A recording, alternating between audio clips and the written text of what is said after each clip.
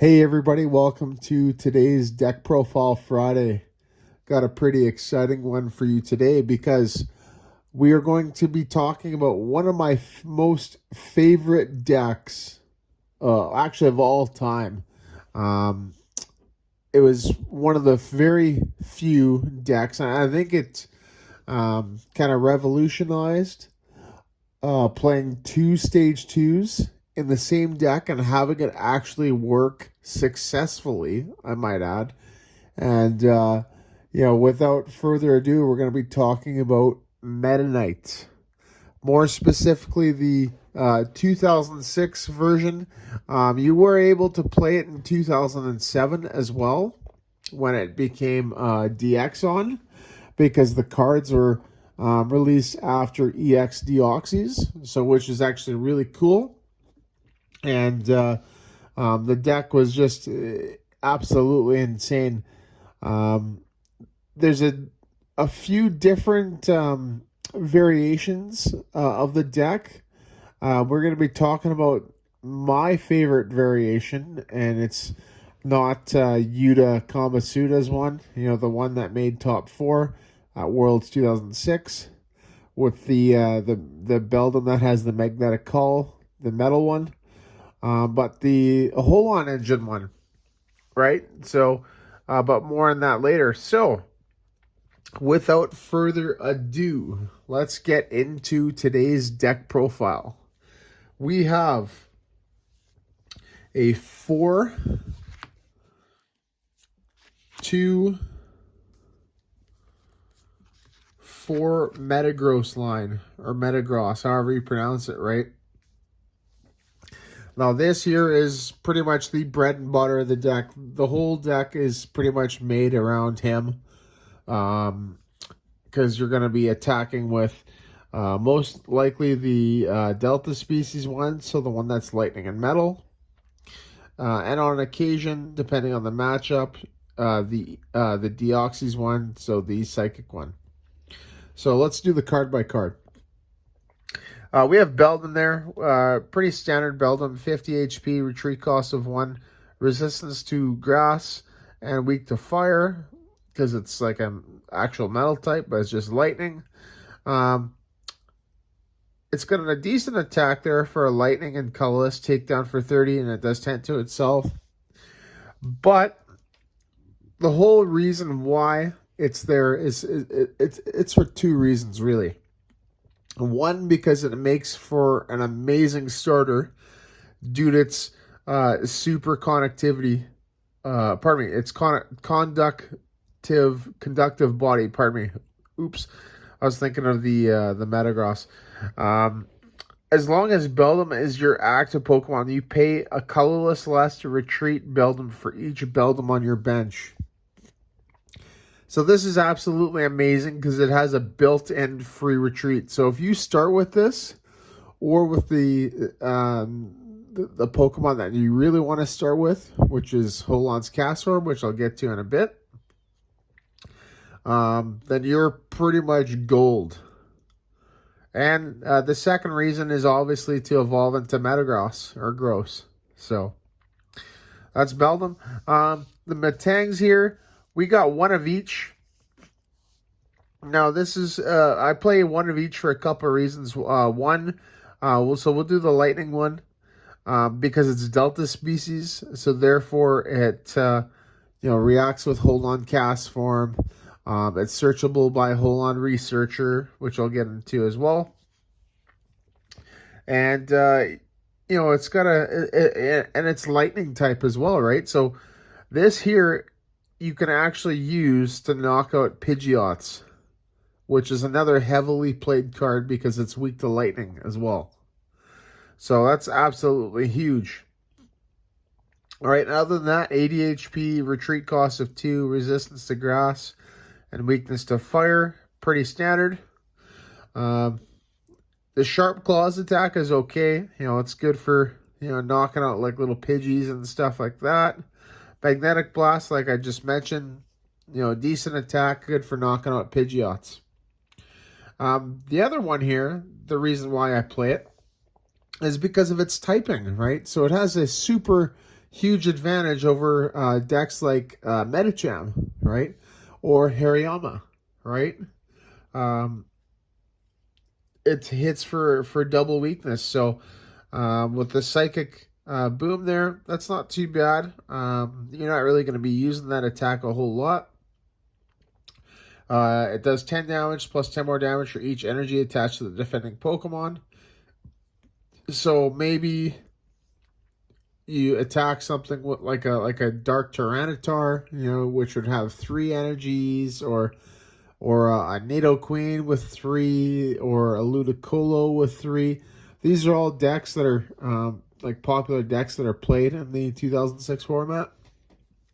But you're most likely would be using Quick Blow, which does 40, and with the success of a coin flip, it does 20 more damage, meaning that is enough to knock out a Medicham EX with 110 HP.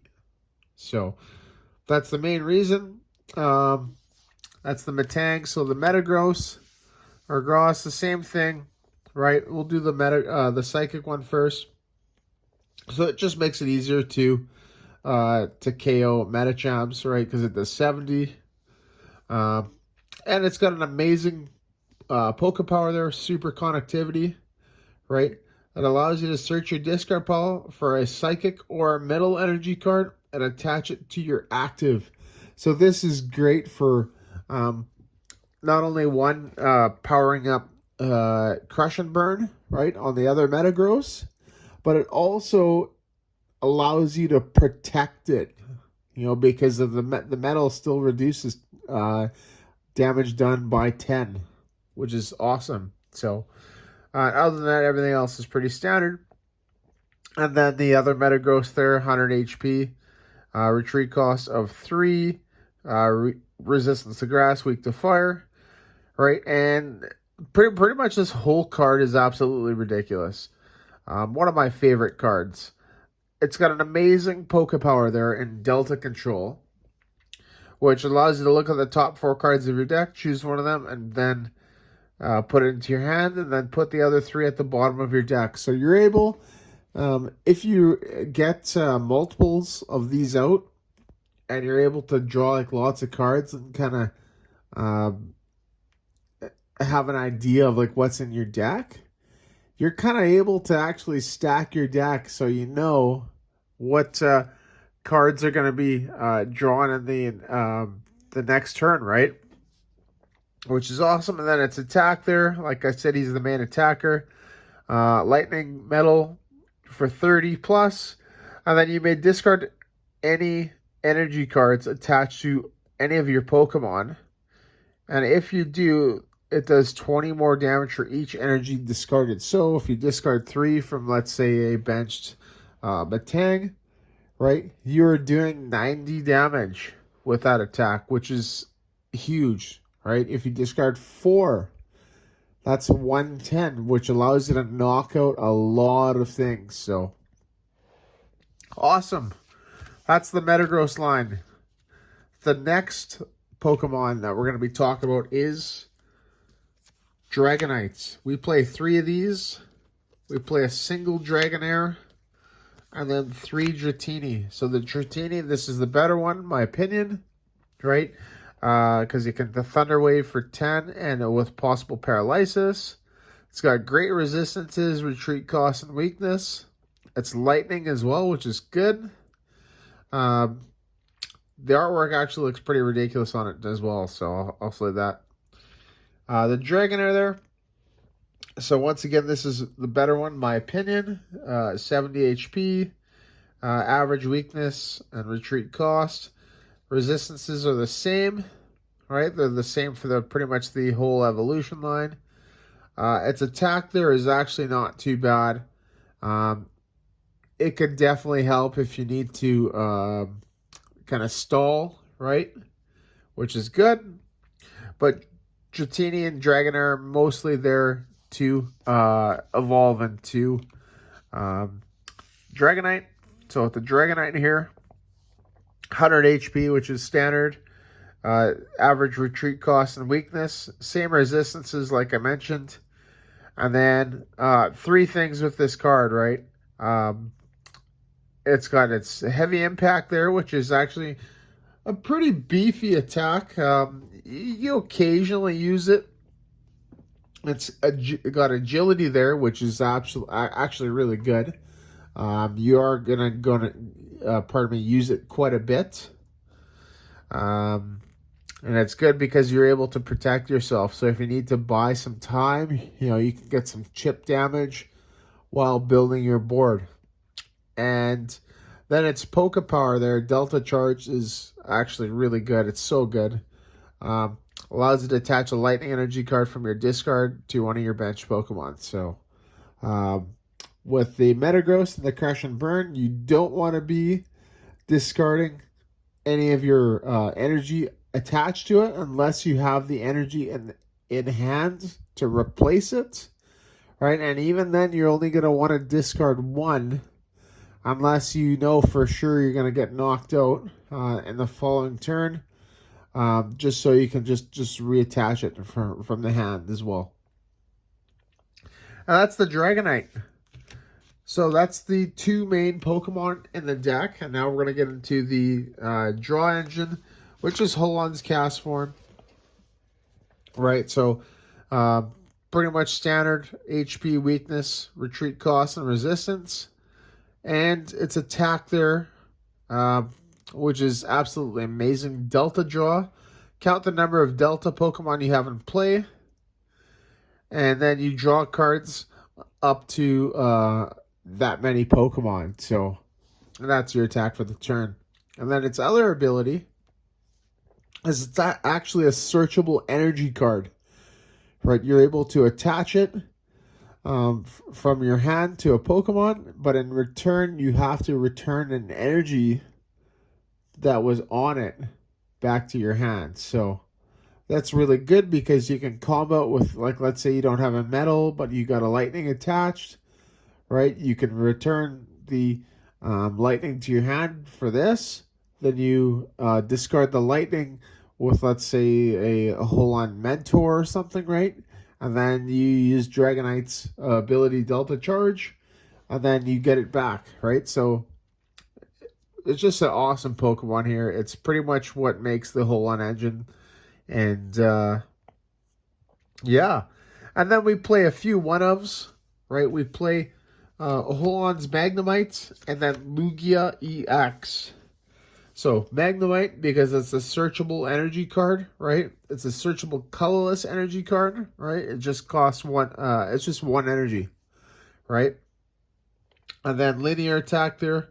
It's a 10 snipe, like, right? So it's, if you need to, chip damage somewhere, right? You could play that and then potentially get a knockout because we play metal as well, which is okay. And Lugia EX is our backup there. It pretty much has the power to one-hit KO anything in the format. And due to this is the reason why we were playing it. And then, obviously, average weakness, resistance, retreat cost, and then HP as well. So, cool. And then that does it for the Pokemon. So now we're going to get into the trainer supporter stadiums. So we talked about the engine, and we're going to be talking about it a little bit more because we got 4 Holon Transceiver, 3 Holon Mentor, 2 Holon Researcher, a Holon Adventurer, a Holon Farmer, and a Holon Scientist. So Transceiver searches your deck or discard pile for any Holon card, right? That it has to have Holon in its name. So it searches out all of these, which is awesome. Holon Mentor there is our setup card, right? You can discard a card from your hand. If you do, you search your deck for 3 basic Pokemon that have 100 HP or less and put them into your hand. So this includes EXs, right?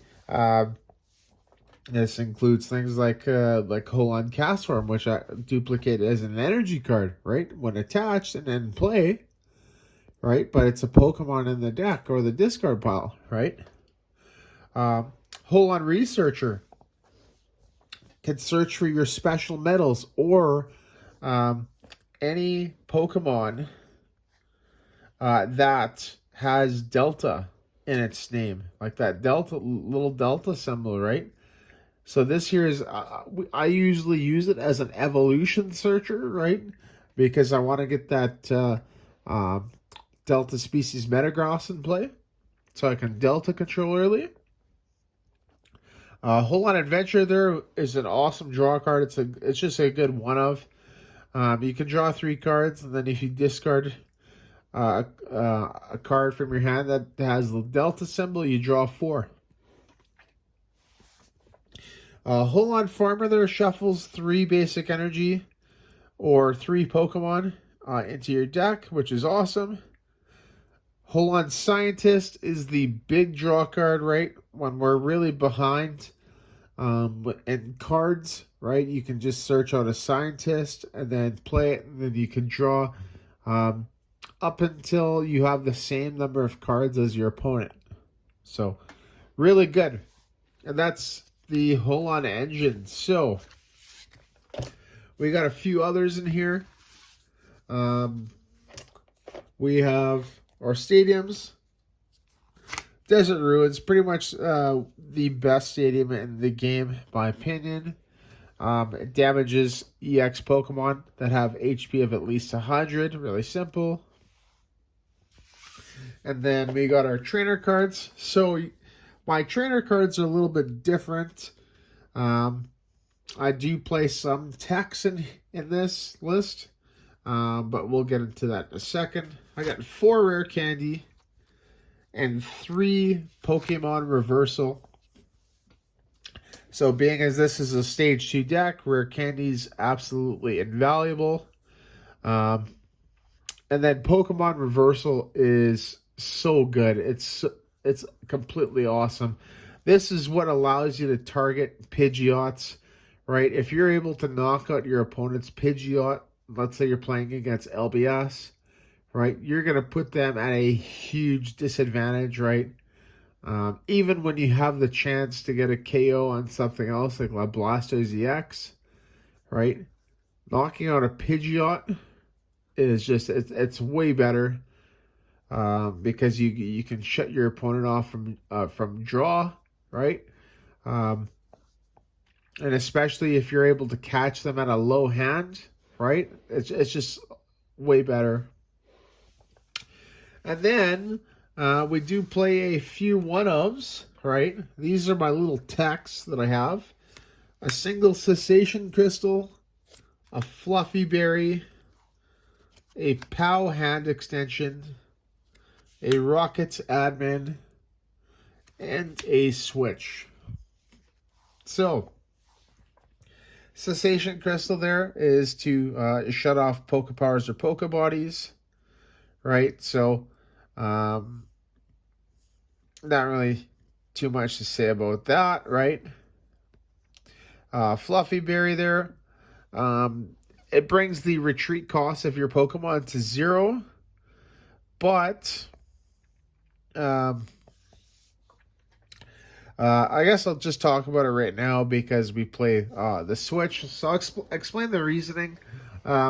We play one of each because it's really good against Pidgeot, right?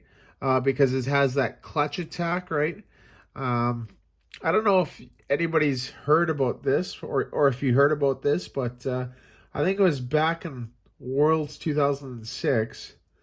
I can't remember what round or the opponents, but what I did hear was that somebody clutch locked somebody until time was held and or pardon me, called, and then when time was called, they just took one prize and then they won the match. So, and for those that don't know what clutch does, it means that they can't retreat.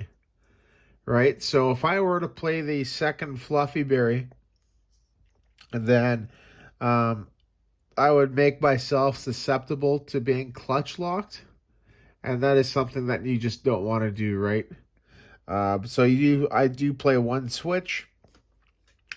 Um, and then PAL hand extension and Rockets admin. So those there are both really good, especially when used together, right?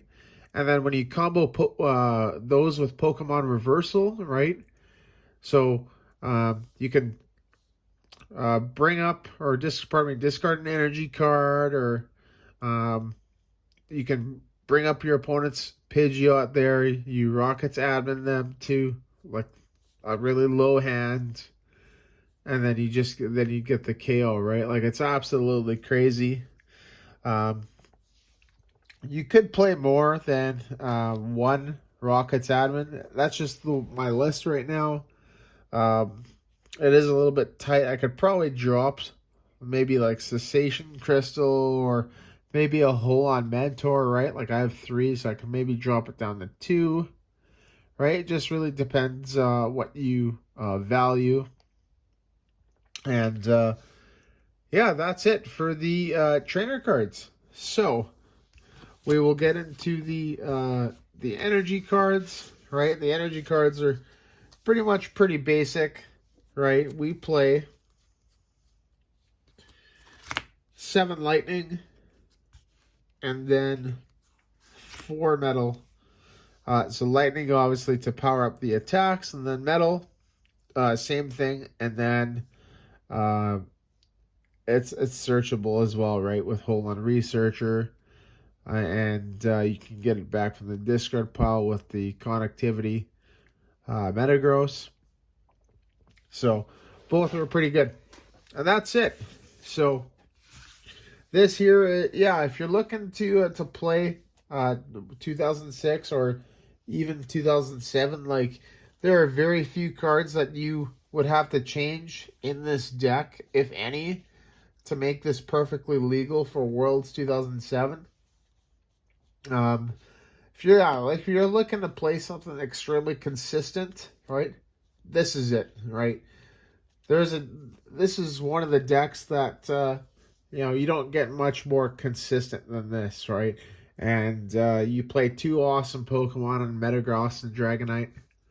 It's the Pseudo legendaries of Kanto and the Hoenn region. And it has decent matchups, all around, right? The thing with the Worlds 2006 format is it takes hard losses against things that try to, like, shut it down. This deck likes to go head to head and combat with someone, right? Like, so let's say, for instance, like Nidoqueen, or Dragtrode, or let's say Ludicargo, right? Decks like that where they just attack, right? They don't do any disruption crap, right? That's what this deck likes to face, right? Even LBS is a decent matchup, right? The matchups that are hard are, let's say, Mewtrick, or Metacham, right? Or even Powtar, right? Those are hard matchups. So, yeah, just like I said, just depends what you want to play. But yeah, this is it, everybody. Thank you so much for watching, and stay tuned to this upcoming Monday's opening video, next Wednesday's live gameplay, and then next Friday's deck profile. So thank you so much. Don't forget to comment, leave a like, and subscribe. And let me know what you want to see. If you guys or girls, have a request, right? I'm pretty skilled in all the formats, so I can kind of explain everything just on the card by card, right? And my reasoning, but yeah, there you go. And thank you for watching, and take care.